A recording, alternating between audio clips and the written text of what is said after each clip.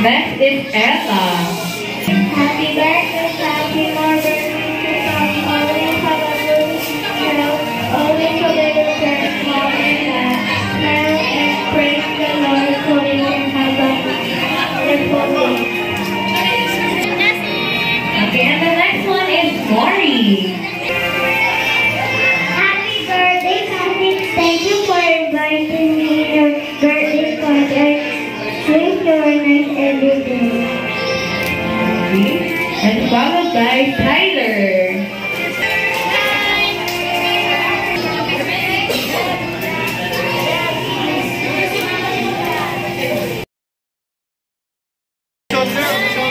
Lastly, for our 7 candles, we have here Brenna Saidin.